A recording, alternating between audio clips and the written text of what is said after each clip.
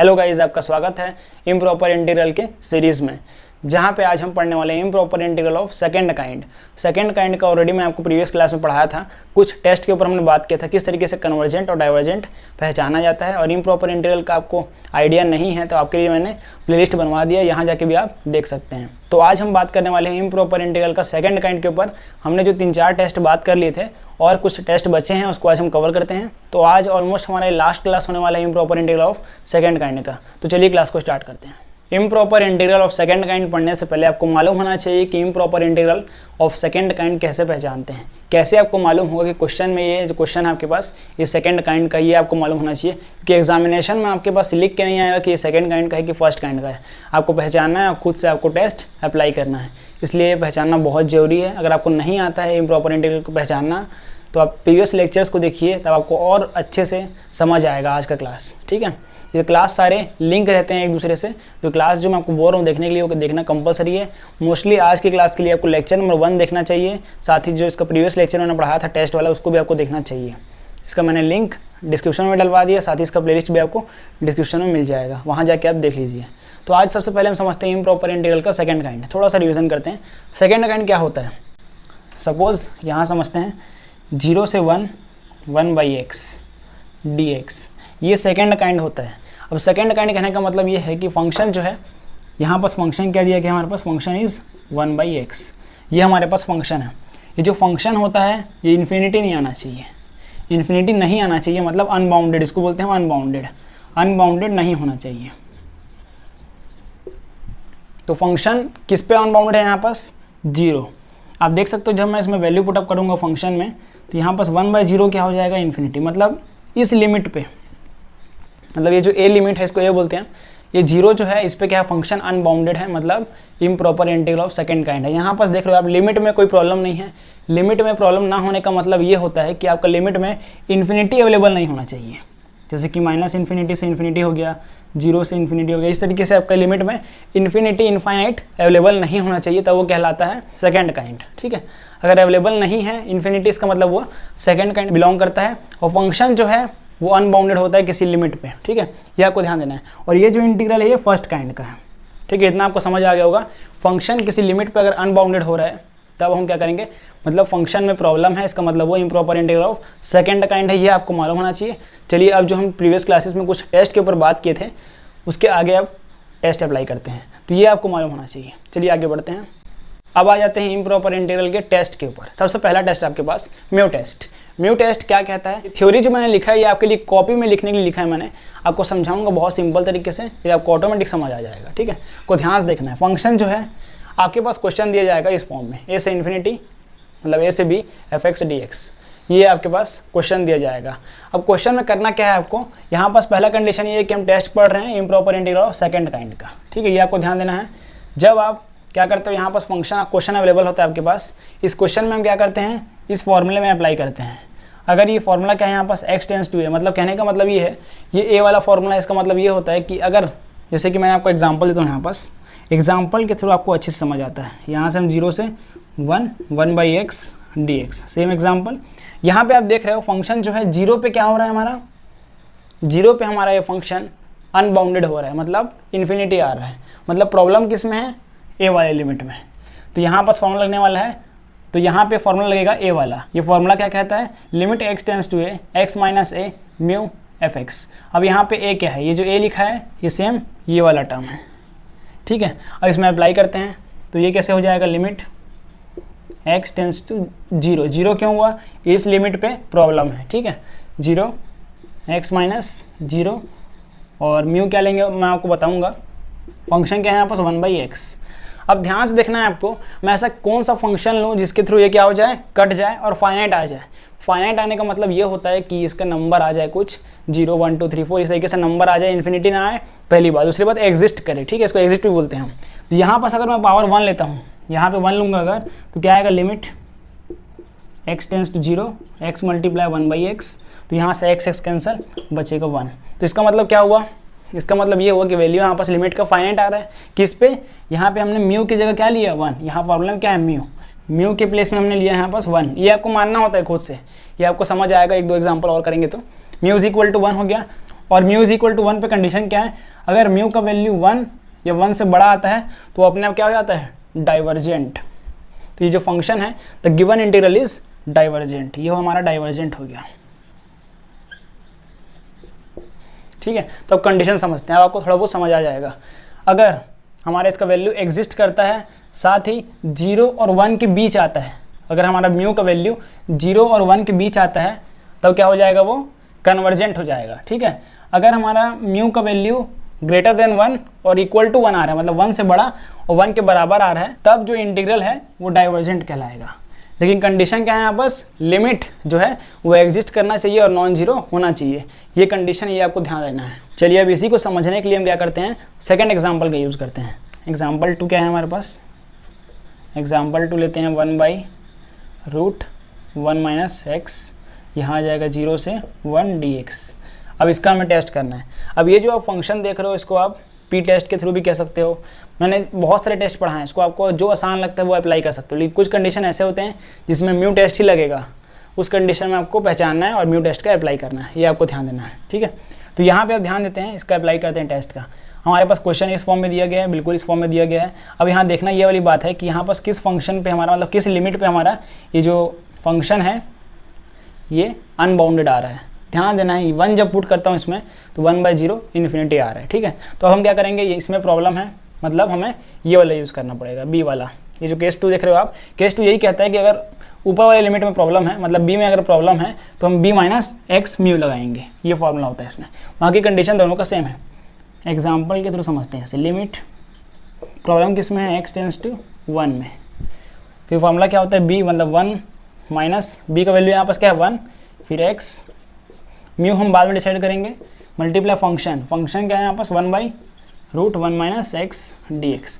अब ध्यान आपको ये देना है कि यहाँ पास मैं क्या लगाऊँ पावर में कि ये दोनों कैंसिल हो जाए और वैल्यू फाइनाइट आ जाए। तो यहाँ पे मैं अगर 1/2 लगाता हूँ तो ये रूट में कन्वर्ट हो जाएगा और ये कैंसिल हो जाएगा, तो यहाँ से आएगा 1 वैल्यू। अब 1 आया, इसका मतलब मैं अगर 1/2 लेता हूँ, म्यू का वैल्यू अगर मैं 1/2 लूँगा तब क्या होगा, लिमिट एग्जिस्ट करेगा। और कंडीशन क्या बोलता है, लिमिट एग्जिस्ट करना चाहिए, म्यू का वैल्यू कुछ भी हो।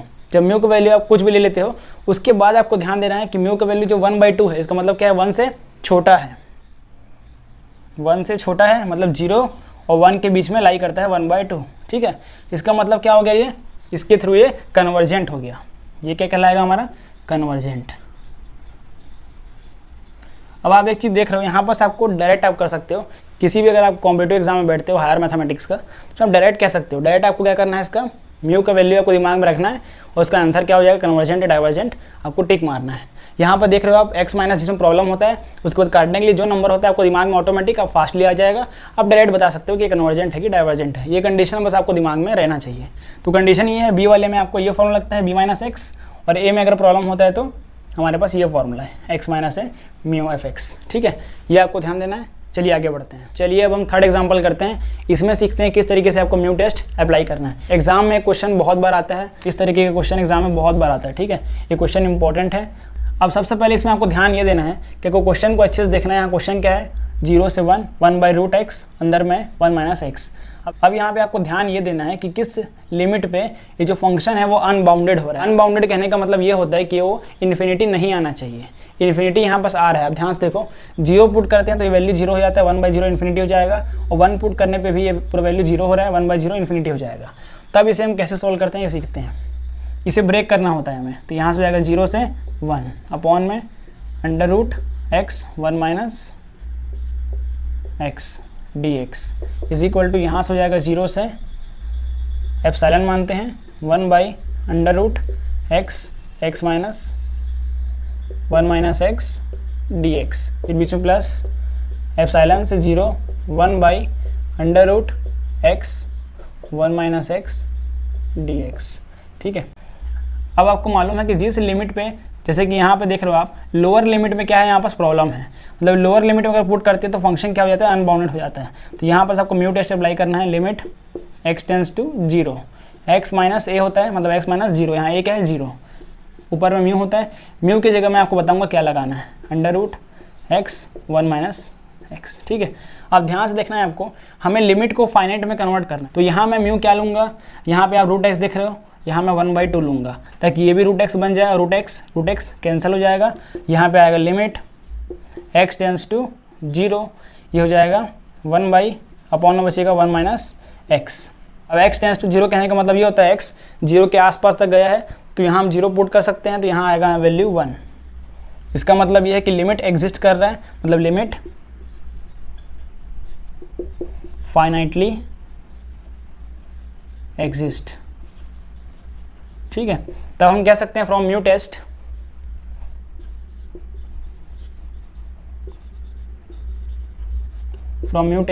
अगर म्यू का वैल्यू 0 से 1 के बीच में बिलोंग करता है, यहाँ पास देख रहे हो आप म्यू का वैल्यू क्या निकला हमारे पास 1/2, जो कि 0 और 1 के बीच में आता है। ठीक है, 0 और 1 के बीच में क्या आता है 1/2, तो हम यहाँ कह सकते हैं कि ये कन्वर्जेंट है। तो ये वाला हमारा कन्वर्जेंट हो गया। ठीक है,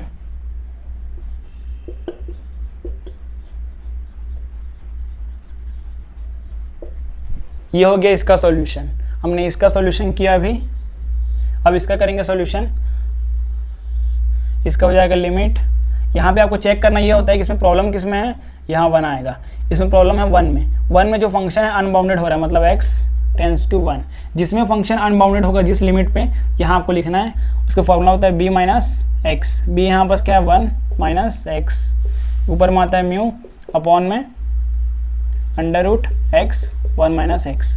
अब ध्यान से देखना है मुझे, यहाँ भी मैं 1/2 लूँगा, 1/2 लेने पे 1 - x कैंसिल हो जाता है। तो यहाँ से आप ध्यान से देखो, लिमिट x टेंस टू 1, ये हो गया कैंसिल, तो बचेगा अपॉन में 1/√x। इसका वैल्यू आ गया 1, मतलब ये भी क्या है फाइनाइटली एग्जिस्ट है।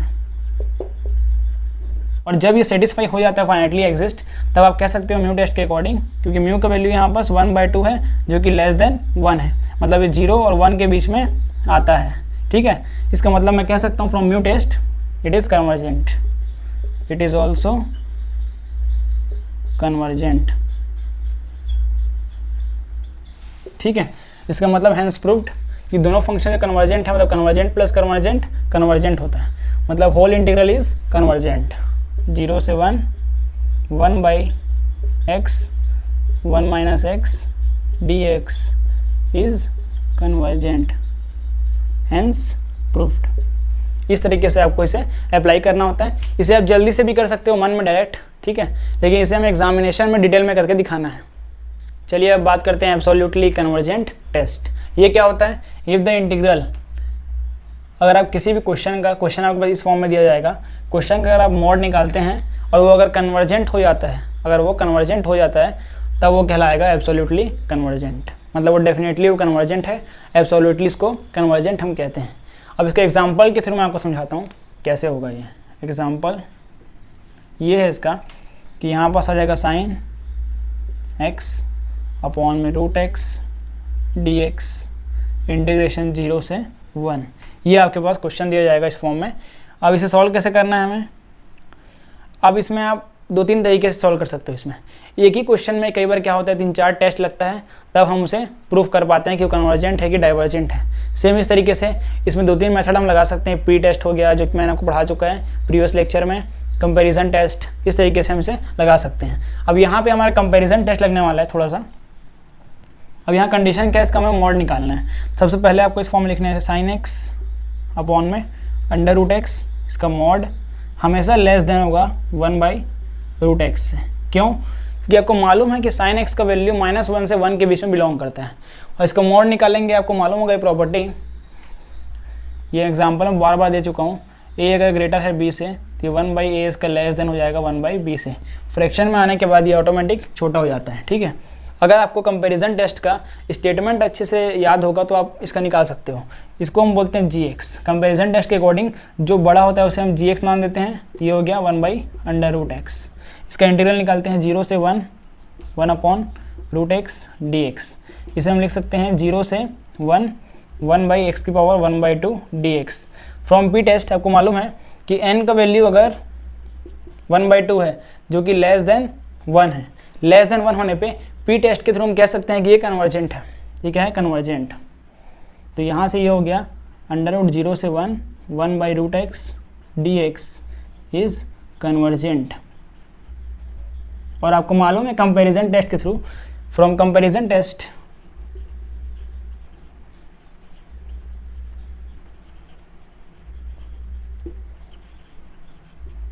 अगर gx कन्वर्जेंट हो जाता है तो डेफिनेटली fx भी कन्वर्जेंट हो जाता है।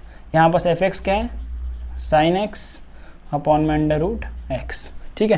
From comparison test if gx is convergent then fx is also convergent. तो यहाँ से हो जाएगा ये 0 से 1 sin x अपॉन में अंडर रूट x इज, ये कन्वर्जेंट प्रूफ हो गया, ठीक है। तो ये हो जाएगा एब्सोल्युटली कन्वर्जेंट।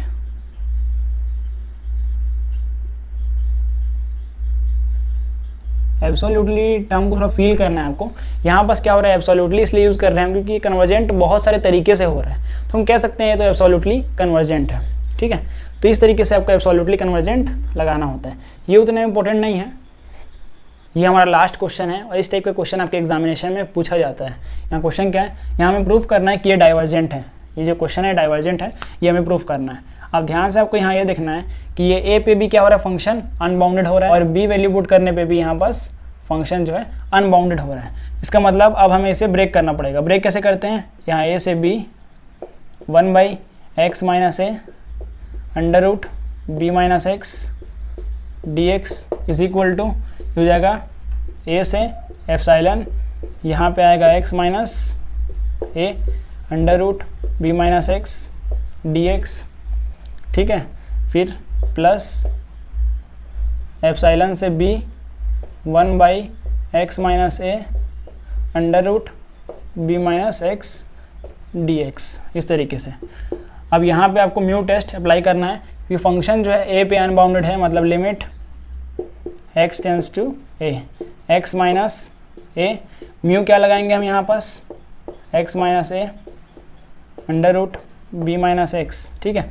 यहाँ पे अगर मैं 1 लगाता हूँ तो ये कैंसिल हो जाएगा, मतलब यहाँ पे आपको म्यू का वैल्यू क्या आ रहा है 1, जो कि इक्वल टू है, मतलब म्यू इज इक्वल टू 1 में क्या होता है, फंक्शन क्या होता है डाइवर्जेंट, ये कैंसिल, इसका वैल्यू तो 1 आ रहा है, मतलब लिमिट पुट करने पे क्या होगा, ये फाइनाइट आएगा। ये तो एग्जिस्ट करता है, लेकिन जब ये एग्जिस्ट कर रहा है इसका मतलब क्या है, म्यू इज इक्वल टू 1 है, मतलब ये क्वेश्चन जो हो गया। अब कंडीशन मालूम होगा म्यू टेस्ट का, म्यू में अगर क्या होता है ग्रेटर देन और 1 होता है इक्वल टू, मतलब वो डाइवर्जेंट हो जाता है। तो वहाँ इज इक्वल टू 1 है, ये वाला इंटीग्रल है, ये डाइवर्जेंट हो जाएगा।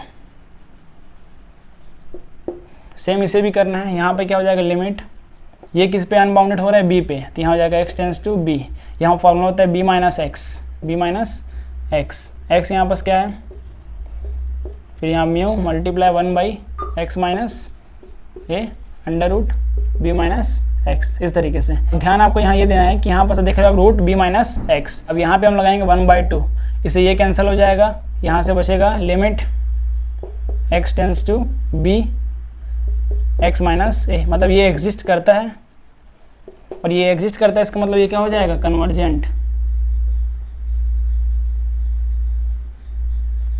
ठीक है। यहाँ बीच में प्लस, और आपको मालूम है कि डाइवर्जेंट प्लस कन्वर्जेंट अगर करते हैं हम तो ओवरऑल वैल्यू क्या आता है इसका, डाइवर्जेंट, सम करने पे इसका हो जाएगा डाइवर्जेंट।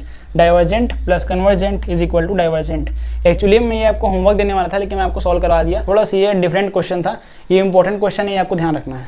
तो आज का ये हमारा लास्ट लेक्चर है इम्प्रॉपर इंटीग्रल का। आपके सिलेबस में इतना ही है, लेकिन बाद में इसके ऊपर लेक्चर और आएगा जब हमारा कोर्स कंप्लीट हो जाएगा। आप इसे अच्छे से नोट डाउन कर लीजिए, आपको कॉन्सेप्ट समझने में आपको फोकस करना है। अगर आपको समझ नहीं आ रहा है तो आप मेरे पूरे लेक्चर्स को देख सकते हो, साथ ही आप रिपीट भी कर सकते हो। अगर आपको एक बार में समझ नहीं आ रहा है तो आप बार बार समझिए। आपको कॉन्सेप्ट में फोकस करना है, क्योंकि आपको कॉन्सेप्ट ही अप्लाई करना है। अगर आप कॉन्सेप्ट और टेस्ट का डेफिनेशन लिखते हो तो आपको एक्स्ट्रा नंबर मिलेगा, ये आपको ध्यान देना है। सो गाइस आज के लिए इतना ही, मिलते किसी नए वीडियो लेक्चर में नए टॉपिक के साथ, तब तक ले जय हिंद, जय भारत, वंदे।